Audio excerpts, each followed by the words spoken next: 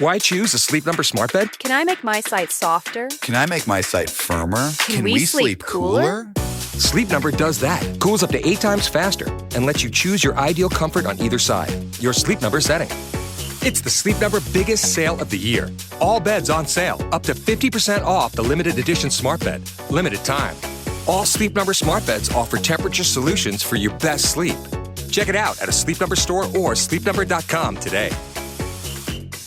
AFR On Demand is brought to you by Breck Golf. Try Beaver Creek today, just 20 minutes from downtown Baton Rouge in the Zachary area. They've got a PGA Tour driving range, a short game practice area, 30 to 40-yard practice shots. It's a great place to chip and putt and practice if you don't have time for a full round. Book your tee time today, golf.breck.org, golf.breck.org. Matt Moscona. I'm very important. After further review. Say it one more time. After further review with Matt Moscona. And here we go. Live from the Mercedes-Benz of Baton Rouge studio. Let's ride!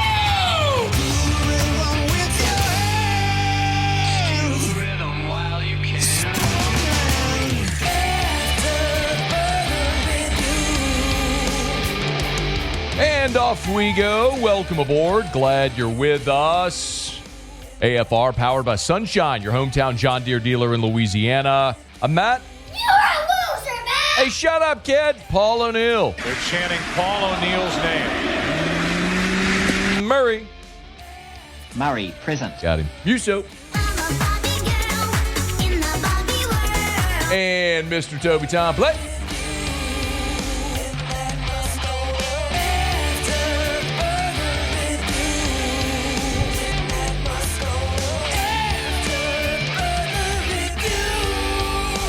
All right, we're here. Glad you are as well. Get out there and make it a good one.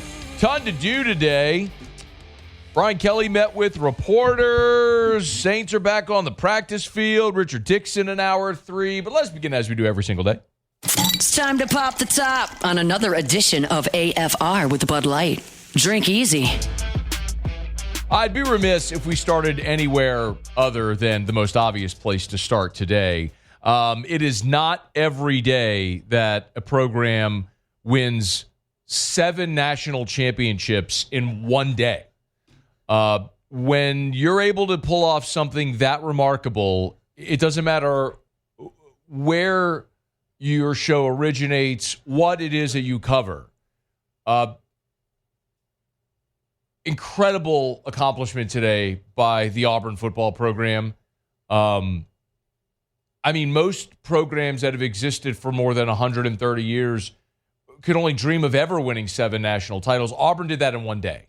And that is just freaking incredible. So big round of applause for Auburn Day. Let's join War Eagle, fly down the field and all that stuff. I mean, just a truly incredible day. I'd be remiss. I have more thoughts on that maybe a bit later.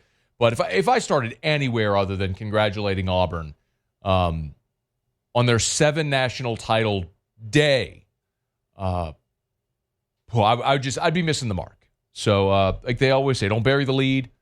And there's just never been anything like it before. So, really a remarkable thing. Congratulations to Auburn. I'm sure Harvey Updike's rolling in his grave. The Scam Newton jersey that he put on, they put on Bear Bryant's statue. Harvey, your beloved Tide, never won 7 titles in a day. I mean, I'm at a loss for words. It's a pretty incredible day. Yeah, you have anything to add? I can't imagine you would. You look like you were I'm speechless. Yeah. I mean, 7 in a day. 7 in one day. And 12 days before the season even starts, Insane. Matt. They're not even playing football. No. Regrets to the late Dr. Billy Cannon and Warren Rabb and Paul Dietzel and the members of the 1958 former LSU national championship team, because as we learned today, Auburn actually is the 1958 national champion. So all these years of flying that flag and honoring that team have really been for naught, because Auburn actually, as we learned today, won the 1958 national championship today. I mean, it's 70 years later, but they did it. Congratulations, guys. Really, a hell of hell of an accomplishment. Really amazing. Okay, Shea Dixon will be here in about 10 minutes from right now. Brian Kelly met with reporters on Tuesday. No practice access. If you missed it, there's a little bit of a change. So we were supposed to have full access today. It was going to be the last day that the media got to watch practice in fall camp. They nixed that. We did speak to Brian Kelly today, but instead they're giving us Saturday. So we're actually going to get to go in Tiger Stadium on Saturday night at 7:25 and watch what I presume will be a scrimmage Saturday night in Tiger Stadium, the last practice of fall camp. It was at that practice a year ago also where they named the numbers 7 and 18 jerseys. So I presume that'll happen Saturday. That's an assumption, but I'm actually pretty excited about that. I mean, we'll get to actually go watch this team in their last fall camp practice in Tiger Stadium before next week school begins and they start getting ready for Clemson. But when we saw LSU last, it was on Monday. We only got 15 minutes of availability, but it was very noteworthy. Michael Van Buren had his right hand taped, and Colin Hurley was running with the twos. Harold Perkins was absent. Whit Weeks was not participating. So checked in on all those things. Actually, Wilson Alexander, the advocate, got the mic first, and he's boom, boom, boom, just turned them all out right there. Didn't give up the mic. He started with Van Buren. Here you go. He got the index finger jammed on his right hand. Yeah, we had an x-ray, MRI, no damage. He was just sore, so we've shut him down a little bit, but he'll be back. He did light throwing. He'll do a throwing program in the afternoon today, and then we'll have him back out tomorrow. So that's great news. I was actually told that that Van Buren had the finger injury and actually threw a bit yesterday. Not when the media was there, but outside just lightly tossing. So a little discomfort, but nothing really to worry. And quite honestly, here's hoping Michael Van Buren doesn't have to throw a meaningful pass all season. We all want Garrett Nussmeier to be a bajillion% healthy and take every meaningful snap. As we mentioned, Harold Perkins was not at practice, and Whit Weeks was there, but just observing. Remember, he had on a helmet, athletic gym shorts, tennis shoes, and he was just standing behind the defense. And Wilson asked the follow-up about Whit and about Harold Perkins. And then Whit not practicing yesterday, what's the reason? Yeah, load management for Whit, yeah. Harold too, or what was his situation? No, he had a personal day. He had some things he had to take care of, but he was back out there today.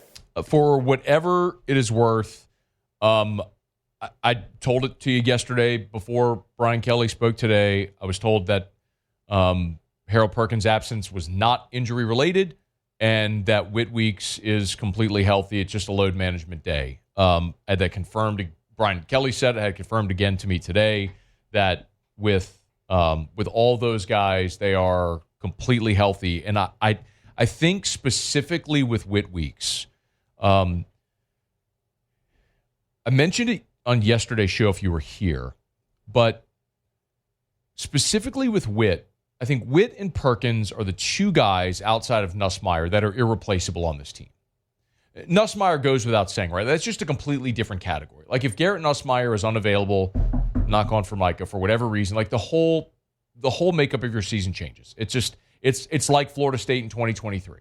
They were an undefeated team. They lose Jordan Travis, and they're a shell of what they were. That's what LSU would be if Nuss isn't there. And I don't mean that as any disrespect to Van Buren or Hurley. We're just talking about a guy that has the second best Heisman odds and two guys that just are in their second year of college football. Just a dramatic difference. But so Nuss, completely different level. But with Weeks and Perkins, there's just nobody, there's no other spot on the field where you have such a dramatic gap between your starter and who's next. And I think they're deep at linebacker. Like I really like Devon Keys, and we've seen tremendous growth from Tylen Singleton. There is so much to like there behind West Weeks. And then you look at Zach Weeks, who's an early enrollee and is bigger than both of his brothers already. And I think is going to be awesome. And looking at guys like C.J. Jimcoyle and Charles Ross and Keelan Moses, I mean, those freshman linebackers look awesome. So I think they have depth there and some talent, and they're going to be really good there for a long time. But if you take Whit Weeks off the field, who's a preseason AP All-American, and Devon Keys replaces him, that's just it's no disrespect to Devon Keys, but you're talking about going from an All-American to a second-year player.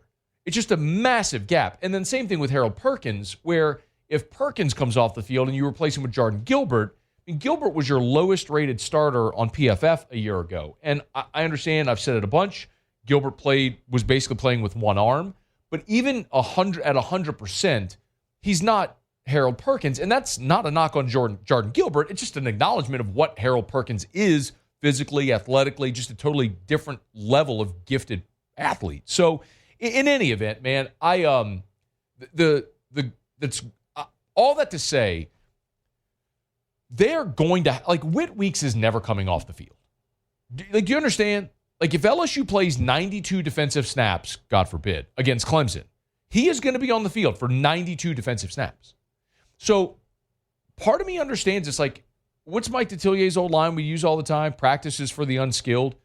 There is nothing you need to learn about Whit Weeks at practice.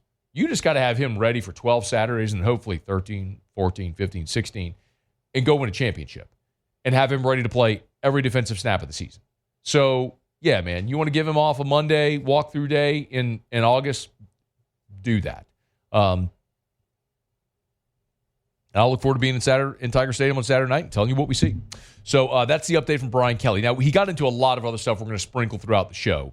And most notably, what happened with the offensive line. Because I asked him about Karis Kern, who was running with the ones, and Brian Kelly effectively confirmed, they're giving Kern a shot to win the starting right tackle job. So we'll get to that coming up a little bit later. All right, it's After Further Review. Show Open every day is brought to you by Bud Light. Drink easy with the great taste of Bud Light, the official beer of the LSU Tigers. The new white Bud Light cans and bottles are there. Of course, LSU wears white jerseys at home. So as an ode, a hat tip to LSU's great home tradition, the Bud Light cans this year, the LSU officially licensed LSU Bud Light cans are white with the gray and purple tiger stripes. You can't miss them anywhere. At great local retailers, find them. Drink easy with the great taste of Bud Light, the official beer of the LSU Tigers. You're going to be tailgating, home gating, whatever it may be. Make sure you got the officially licensed LSU Bud Light cans and aluminum bottles. They're out now at great local retailers. Drink easy with the great taste of Bud Light. Okay, y'all, it's After Further Review. We do have a ton to get to today. Knock out a quick break. Shea Dixon joins us every Tuesday. That's coming up next. We'll get a quick recruiting update from Shea, and we'll dive back into a ton more. Could LSU and Tulane be back? Dabo Sweeney spoke to reporters. The Saints are back on the practice field today. Could Taysom Hill's time in New Orleans be over? Possibly so. Got a lot to delve into, and glad you're here. It's AFR. After Further Review. If you're thinking about selling your home, call the realtor that sells more homes than anyone. You want to call Darren James. And we're counting down. We are counting down until the new agent225.com launches. I've told you forever, agent225.com, the most user-friendly website in real estate. And the new site set to go live any day now.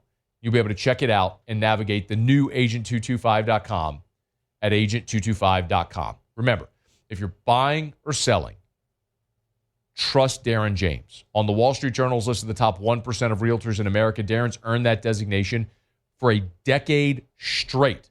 Literally, there is no realtor in Louisiana that sells more homes, that gets to closing more often than Darren James. Find out why. You need to sell your home. You need Darren James. 335-7666 or agent225.com. Think real estate. Think Darren James. After Further Review, powered by Sunshine, your hometown John Deere dealer in Louisiana.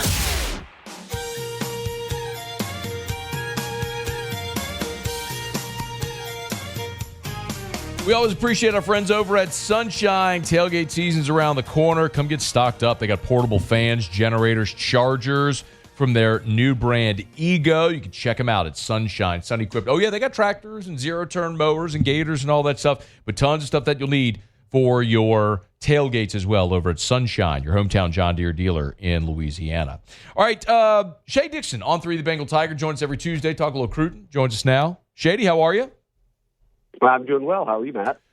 Doing awesome. It's a big week, so it feels like the final of the big dominoes in recruiting that LSU's been keeping an eye on set to fall this week is Darius Gray, the big 5-star offensive lineman, set to announce his commitment on Friday.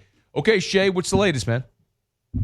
Yeah, he's one of only 2 5-stars right now who remain uncommitted. So a lot of those dominoes dropping before everybody's senior season gets going. LSU's got multiple 5-star commits, one of only a handful of programs actually with that. So sort of all eyes are on Darius Gray now coming out of Virginia, the number 1 O-lineman, interior O-lineman in the Rivals industry rankings. And he's had offers coast to coast, Matt, but I mean, this one I guess Clemson, Ohio State, Tennessee, they'll all have hats on the table, but it'll be LSU or South Carolina. And I think that going into the summer months, most people felt that, hey, look, if LSU can make a big splash here and close strong from there, they've got a real shot. And they had him to campus, official visit, all of that. I think everything checked all the boxes from, development on the O-line to seeing a top 5 pick on the O-line and Will Campbell to where NIL and rev share and all that would be for him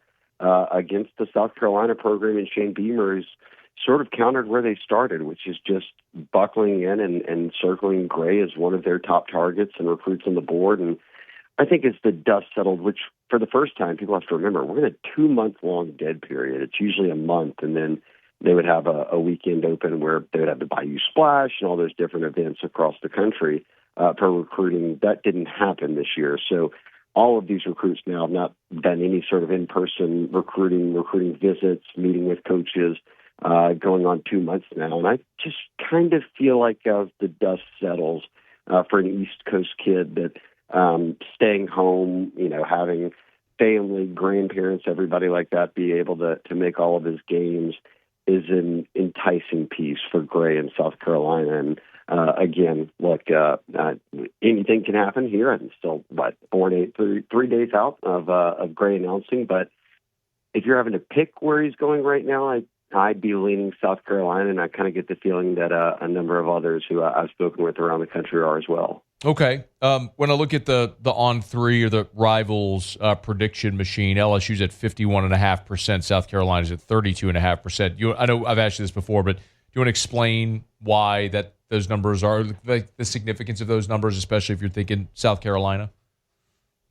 Yeah, it goes sort of based off of visits made and then picks made. And right now, Chad Simmons and Steve Wolfbong, who both are pretty well-known names in the recruiting world for the past couple of decades. Chad's had his pick on South Carolina. Steve's had his pick on LSU. And just from talking to Steve, it was, hey, I'm not going to move off LSU until we get to that final week and we get a real feel for did LSU win out or not. And to this point, Steve hasn't moved his yet. And look, I can name you a couple of recruitments that LSU's won where I think 3 or 4 days out, they wouldn't have been called the team to beat, or people didn't think they were the team to beat. So this one could still go either way. I'm not saying it's done, but I think the reason for LSU being a little bit out front there is Steve's pick, which is the most recent one, and then the number of visits he's made to LSU. Shea Dixon's with us on 3, the Bengal Tiger. Will Gray be the last offensive lineman that LSU's targeting in this class? It's a good question, and I think that we'll sort of find out the answer if he picks South Carolina, if they end up pushing for anyone else, because right now that hasn't been the case, and they've got a really good O-line put together so far. I mean, you look at what they've done in the state of Mississippi.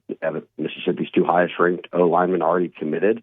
Lamar Brown's going to play D-line coming out of Baton Rouge, but he's ranked as an athlete. He would be the number 1 O-lineman in the country, if not on the interior, but you kind of count him as the D-line. So you got a couple of guys out of Mississippi. You've got Bryson Martinez, who I think people forget. He's a top 10 offensive tackle in the country coming out of East Ascension, right outside of Baton Rouge. So 6'5.5", 290, looked great at summer camp. So you've got a couple of tackles, you've got a guard, and then you've got another guard or interior player in Jalen Chapman out of Warren East in New Orleans. So 4 to 5 linemen is about normally what they would take in a class, Matt, and I think sitting at 4 that they would be good there. It's not like there's a big fish left in Louisiana, but it won't shock me if someone has a good senior year and they come back around and make a move on somebody. But there's no doubt it's been sort of getting the guys that they wanted on board and then going all out for Gray, who was the final guy to announce his decision. Shay, I was at an NIL shoot on Sunday with Richard Anderson, Lamar Brown, and Bryson Martinez. Martinez, it's the first time I'd ever met him. He is every bit 6'5.5", maybe more. I mean, he is he towered over the other 2 guys, which is wild to think because they're massive humans too. And he looks great too. I think at summer camp he was playing tight end the whole time, running around, kind of having fun with it. I was going to say he told me that at EA they've let him play some tight end. They actually threw him a touchdown pass like in a scrimmage or something like that. So yeah, he's just like. I don't know if we just maybe haven't talked enough about him. Maybe we're all guilty of that a bit, but man, that they got a dude that sure looks the part, and Martinez committed as well.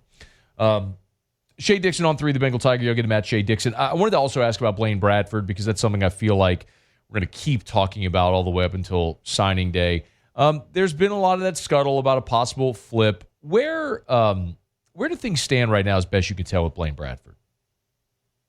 I think you have to call at least it is what it is sort of right now. He's still committed to Ohio State, and this is a kid coming out of Catholic High who had committed to Ohio State before his official visit season even began. So you've got an official visit in your back pocket if you're LSU, but at the same time, you've got to be in a position where he's able to take that visit. And, that could come during the season. That could come closer to signing day in December.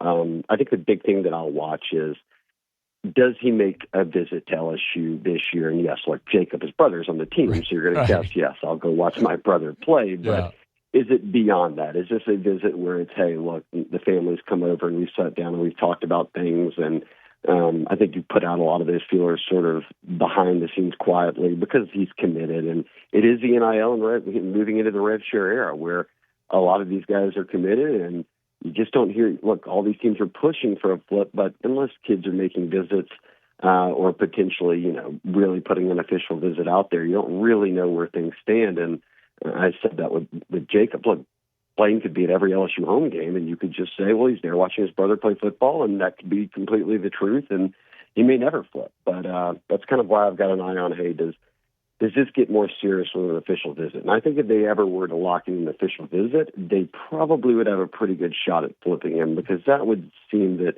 hey, look, I am giving LSU a very real look now late in the process, as opposed to sticking with Ohio State, which I've been committed to before visits even began in the summertime. So I think right now it's sort of wait and see. And look, Blaine is one of the top, 2, 3 safeties in the country in all the rankings. At the same time, LSU's gone out there and put together a really good safety class. I mean, people are sleeping on the reality that Isaiah Washington, coming out of North Louisiana, is the top 150 prospect in the country, knocking on the door of being a top 100 player.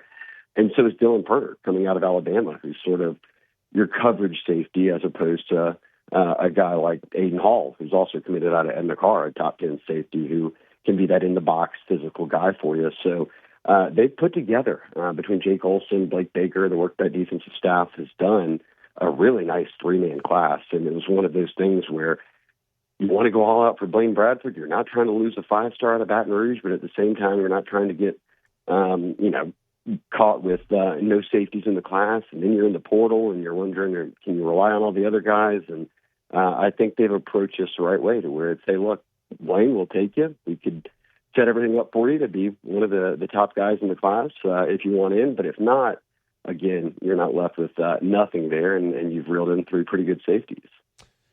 Shea, before you go, you mentioned the 2-month-long dead period. If I'm not mistaken, the dead period doesn't lift until September the 1st, which means it'd be after the Clemson game. What does that mean for the calendar? And am I right on that? Would Clemson not be able to host people for the LSU game if it's still a dead period? Yeah, you're correct about the date, and then and how it's, they change these rules every year. But how it's been written every year when it ends on September 1st is you can't have anyone on campus until September 1st unless you host a game before that date. So week 0 teams coming up here, and then obviously that slate of games on the 30th, that Saturday, all those teams will be able to host kids for that game. Can you imagine how much that would suck? Like, if you're Clemson, you're hosting an empty stadium. Yeah, right. Who cares about these fans? Where are the recruits? Shea Dixon on through the Bengal Tiger. Thanks, man. We appreciate it. Okay, Matt. I'll talk to you next week. All right. Be well. It's After Further Review. We're brought to you by South Point Volkswagen, southpointvw.com. New certified pre-owned in Baton Rouge and online at southpointvw.com. They're the best. Get on by, shop all the deals over at southpointvw.com. New or certified pre-owned. You can work out your financing online as well. Hey, and look, if you go to the inventory section, when you click new or used and you see the little drop down, it'll show you all of the inventory. If it's on the lot, it's online. And the photos there, they're not stock factory photos. They're photos of the actual vehicle there at South Point Volkswagen, with the price and the breakdown and all the different features of each vehicle there. It's all there. Listen, the average car buyer visits 1.2 dealerships now before making a purchase because everybody shops online. So shop online. SouthPointVW.com, SouthPointVW.com for South Point Volkswagen. What's your direction? All right, y'all. Glad you're hanging out with us here on this Tuesday edition of AFR Powered by Sunshine, your hometown John Deere dealer in Louisiana. Love Tuesdays, man. The studio is just painted green in here for the John Deere tractor. We'll knock out a quick break. We'll go around the SEC. An honor for DJ Pickett and the preseason coaches All-SEC team was just announced. 7 Tigers were on it. We'll tell you who when we come back. We're glad you're hanging out with us here on this Tuesday edition of AFR. AFR. Action Industries is a proud partner of LSU Athletics. They're fond of saying innovation in action. They've been around since 1982, as long as I've been alive. And look, if you need a industrial contractor, you can trust Action Industries because they've been around since 1982 and they do fantastic work. I mean, you know this. You don't get hired to do work inside the fence if you don't have an exemplary safety record. And so in these companies, these contractors rely on repeat business. And so if you're not doing exceptional work, you're not getting hired again. When you've been around for 43 years, obviously, you do great work. That's Action Industries. Give them a call if you're looking for someone to bid your turnaround. Obviously, still a few more months here in turnaround season, really through October. So if you have a turnaround coming up, you know you'll have a turnaround coming up. You're looking for someone to bid that turnaround job. Remember, the Advanced Turnaround Group, a subsidiary of Action Industries, they'd love to help you out. Action Industries, innovation in action. After further review, powered by Sunshine, your hometown John Deere dealer in Louisiana. Plowing these fields in the hot summer sun. Over by the gate, Lordy, here she comes with a basket full of chicken and a big cold jug of sweet tea. I make a little room. 7 LSU Tigers named to the preseason All-SEC team. This is as voted on by the league's coaches. Leading the way, Garrett Nussmeier, voted by the league's coaches as first-team All-SEC. Shocker that the people that actually watch the film and game plan for these teams have Garrett Nussmeier as the preseason first-team All-League quarterback, as opposed to bonehead, dimwit, numbskull, nitpick, whatever, media at media days, the 200 people that bothered to cast a ballot, freaking rec specs. By the way, they lost to Illinois in their bowl game. Not sure if you saw that. They scored 14 points. Bang up job by rec specs. Anyway. Whit Weeks, Barry and Brown. Brown is a return specialist, first team. Second team, Caden Durham, Aaron Anderson, Harold Perkins, and Xavion Thomas. Thomas was second team as an all-purpose player. Of all those on that list that I think have the best chance to finish, that either weren't on the list or were second team, have a chance to finish first team, Perkins, I think, would be at the top of the list of a guy who I think is going to have, provided he stays healthy, which we all hope he will, is going to have an awesome year. He, out there in fall camp this year, he looks every bit what we all have come to expect Harold Perkins, his career would have looked like before he took the path of, is he going to be an off-ball linebacker? And then, of course, last year, the injury. But Harold Perkins just looks outstanding. And then the other interesting one, I think, is Caden Durham, as there's been so much focus on the necessity of having a competent running game. Brian Kelly even mentioned it a week ago. Joe Sloan talked about it. So Cole Kubelik was here last week. If you missed that conversation, he talked about having to commit to running the football. LSU was 60-40 last year, pass to run. In Jaden's 2 seasons, they were 51, 52% run. They ran it more than they threw it. You say, oh, it's because Jaden ran. And that's true. And I'm not saying you have to run it more than you throw it, but you got to be closer to 50-50. In Joe Burrow's year, they were 51, 52% pass. So you were still closer to, even in a 5,000-yard passing season, they still threw it only 51%. They were 51-49. You got to find balance. And here's hoping they could do that. So all that to say, Caden Durham, we told you last week, is the betting favorite to lead the SEC in rushing this year. And it kind of makes sense. Like I believe that Texas A&M is going to lead the conference in rushing, but they've got 3 running backs and a quarterback that can run the football. So I just think you may not have the one guy that pops a 1,300, 1,400-yard season, but you may have an 800-yard rusher, a 750-yard rusher, a 500-yard rusher, and a 450-yard rusher, all in that backfield at Texas A&M. So, like, if Caden Durham goes for 1,100 yards, he may end up leading the conference in rushing, which could put him there at the top of that list. So, just worth filing away. Their 7 Tigers earned preseason all-conference honors. All right, it's after further review. We'll go around the SEC in just a second. We're brought to you by the Williamson Eye Center. School's starting. A lot of kiddos have already had back to school. Parents, if you've not yet brought your child or your children for their annual eye exam, let this be your reminder. There's 8 locations of the Williamson Eye Center all over Greater Baton Rouge. In Baton Rouge proper, River Parishes down in Lutcher. They got the location in Denham Springs. They've got Zachary, St. Francisville. So find the location nearest you. They're convenient. They're all over. Find the location nearest you. A Bluebonnet, Connells Park.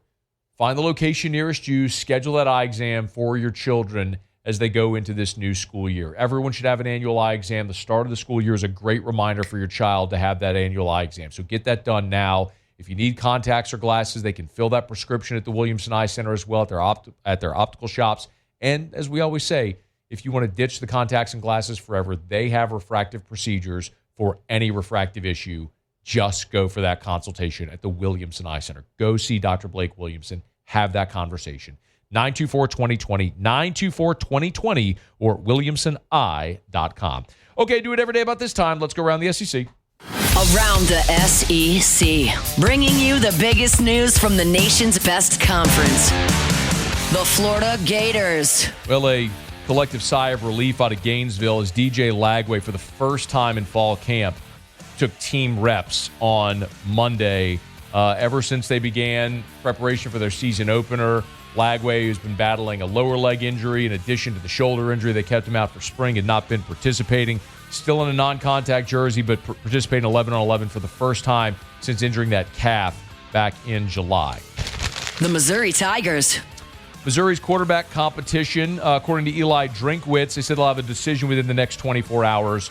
Sam Horn and Bo Prabula, the Penn State transfer, are competing for the starting job there in Como. Horn's entering his 5th season at Mizzou. He's the only returning quarterback on the roster, but lacks game experience. He has made 4 career appearances. Prabula spent 3 seasons at Penn State. He threw for over 400 yards and 9 touchdowns. He's played in 24 games. He is the presumptive starter there, but it's still yet to be made official by Eli Drinkwitz. Missouri opens their season August 28th against Central Arkansas. The South Carolina Gamecocks. Another South Carolina transfer defensive end is going to miss an extended period of time due to injury. Transfer defensive end George Wilson, according to Beamer, quote, is going to be out for a while. He spent 2 years at Campbell with the Camels after starting his career at Florida State. Over 12 games last season at 18 tackles, 6 TFLs, and 5 sacks, but he's going to miss a while there at South Carolina and see if he'll be back in time for the LSU game. The Oklahoma Sooners. And OU's offering fans a chance to attend post-game news conferences.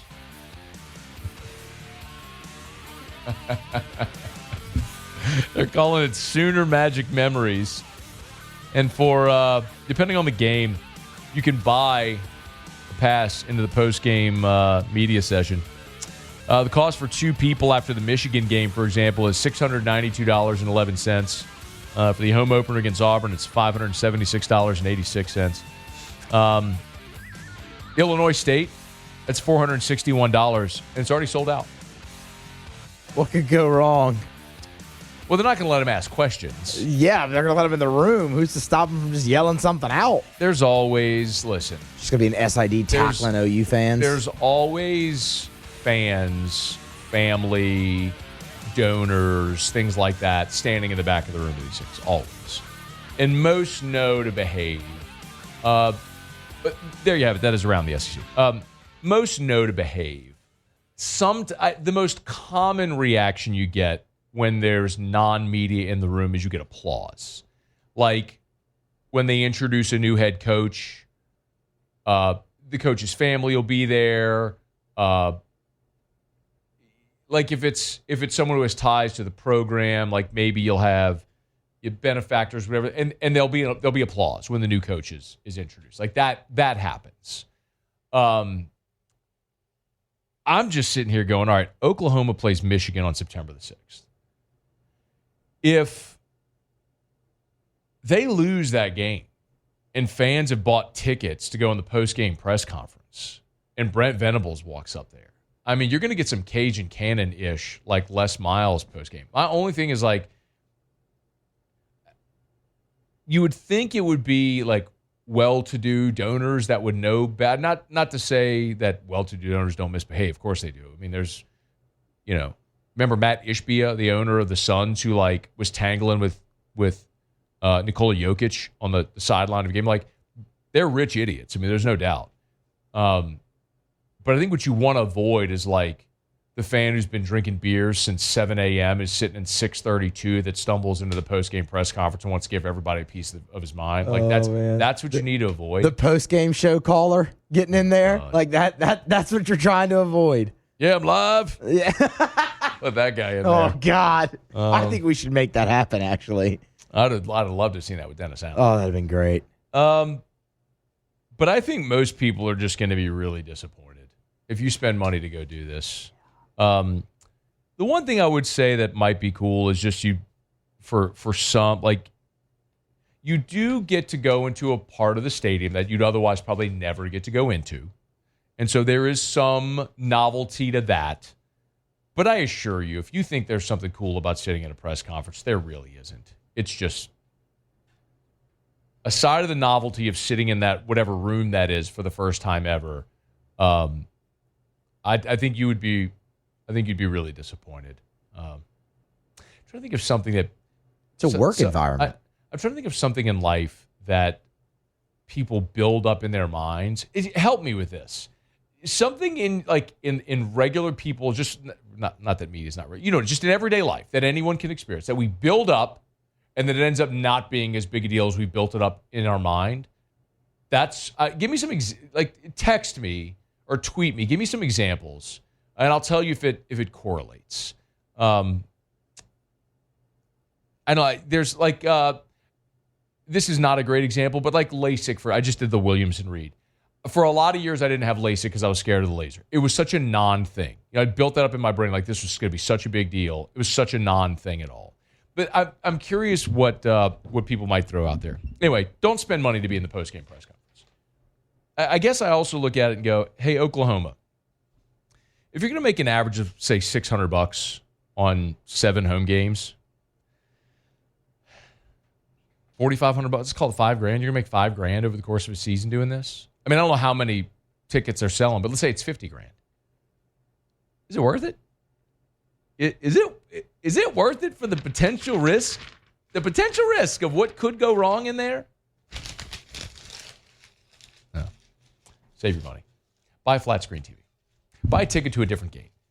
Buy anything other than a pass to a press conference. Just trust me. Save your money. All right, it's after further review. We're glad you're hanging out with us here. We'll knock out a quick break. I do want to get to, in 16 minutes, could Taysom Hill be done in New Orleans? We'll talk about that. Ross Jackson will be here in less than an hour. And maybe the most important thing Brian Kelly talked about at his press conference today, Tuesday, outside of the updates on Van Buren and Perkins and Weeks, was I asked him specifically about the offensive line rotation, Kern getting first-team reps, and Brian Kelly was very candid about that rotation. We're going to get to that here in 30 minutes from right now. Don't you move, it's AFR. AFR.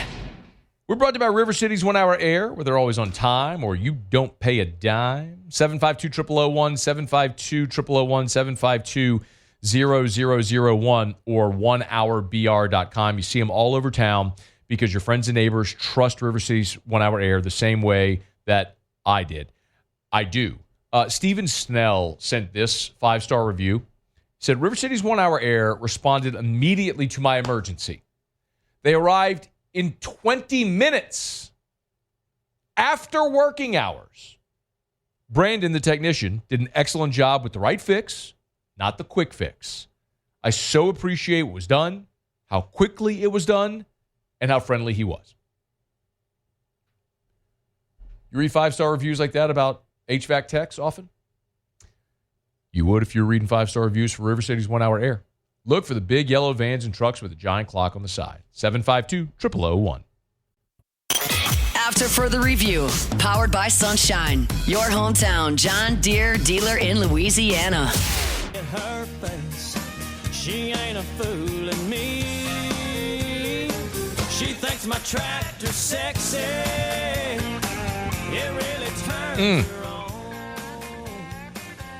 Brian Roberts said Mount Rushmore. Some of you think it'd be a big deal. You see it, you're like, yeah. Okay. I still think there's a novelty to seeing, but maybe that's exactly what we're talking about. There's a novelty to it. Alan said meeting Gordy Rush. Does anybody get excited about meeting Gordy Rush? Yeah. I mean, why would anybody? The guy was a special teams player in the 80s and on crappy teams in the early 90s. I mean, he played for Mike Archer on a bunch of crappy teams and was a special teams guy. Whatever.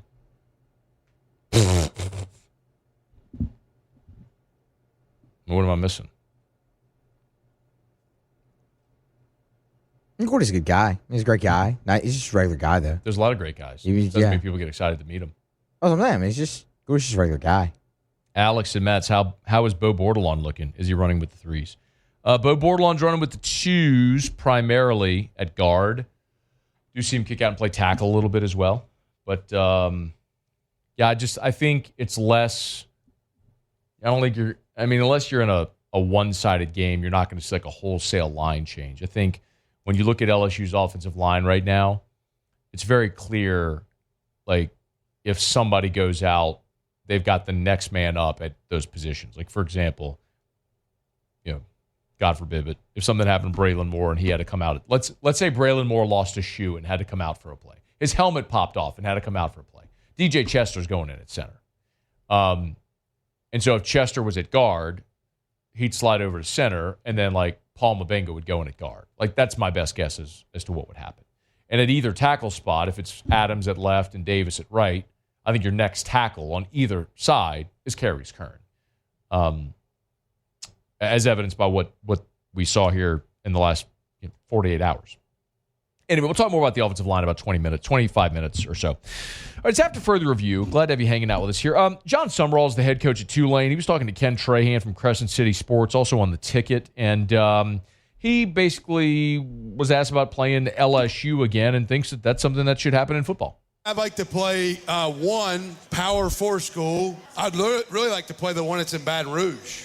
I think it's ridiculous that we don't play them every year. Yeah. I mean, it makes too much sense. We're really close. I mean, I'm not going to get into the whole debate. David can handle all that stuff. Yeah. But I would offer up, hey, let's play them in Baton Rouge and let's play them in the Superdome. Like, why not? We'll figure out if we can get that done. I'm all for it.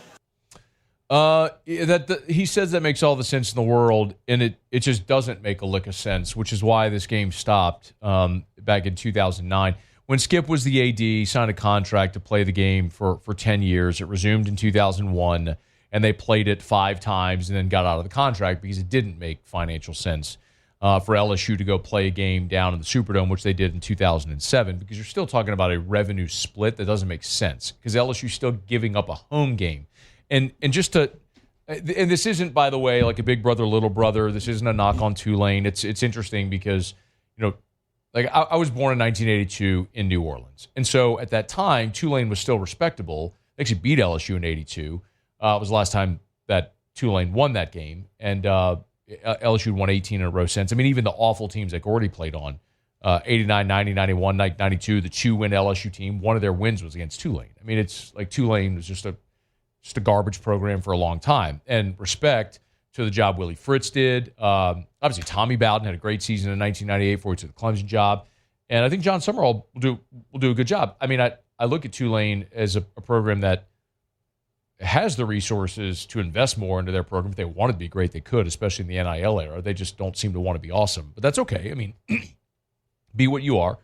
But it doesn't make a lick of sense to play that game because LSU's not going to give up a home game to play Tulane. It'll just that's never going to happen. And if you play the game in the Dome, you're still not going to make as much as you would playing a home game. So to play that game in the Superdome, you'd be giving up a game in Tiger Stadium where you have 102,000 and you sell tickets and you'd have a gate receipt of $8 to $10 million. Well, then you'd be going to play a road game in a 67,000 seat venue that even if you sold out, which you probably wouldn't, but even if you did sell that out, and you split the revenue 50-50, you're still taking a loss, or you would be taking it would be a net reduction from playing a home game. So there is no financial incentive whatsoever for LSU to play Tulane every year. As LSU goes into the rotation of playing state schools, which I think they've done a great job of playing ULL and ULM and Nichols and Southern and Grambling, which, by the way, Southeastern, which I hate. Sorry, Paulie. I hate playing the FCS schools. There's no reason ever that should happen. They're trying to keep the money in state. They're just moving McNeese. They're playing. They're moving it around to play all the teams in state, Northwestern State. So it's like you'll be in the queue, and it'll be your turn eventually to come to Tiger Stadium, get a big check, and get your ass kicked, and then go home. But a home and home or any type of regular series with LSU and Tulane, it makes all the sense in the world for Tulane because they'd get a big check to play in Tiger Stadium, and they get the notoriety of being able to play LSU every year. It doesn't make sense on any front for LSU to play that game, financially, competitively, anything. So no, it shouldn't happen. All right, Sports Center, hour 2 next. AFR. Brought to you by Parish Restoration, parishrestoration.com. Kill mold, remove odor, parishrestoration.com. They have that patented non-toxic dry fog. Remember, as we always say, patented non-toxic dry fog. Patented means nobody else using it. And the dry fog means you're not cutting sheetrock, you're not pulling up carpet, you're not worried about getting this touching your furniture or anything like that. It's not going to damage your furniture. It's a dry fog. But because it's a fog, it gets into every nook and cranny. So wherever all those harmful bacteria and pathogens might be hiding, wherever that mold is, this fog is going to knock it out, down to the spores. You want to get rid of mold, odor, other harmful pathogens, sanitization, home, school, office building, doctor's office, workout facilities. You want Parish Restoration. ParishRestoration.com. Learn more today. ParishRestoration.com.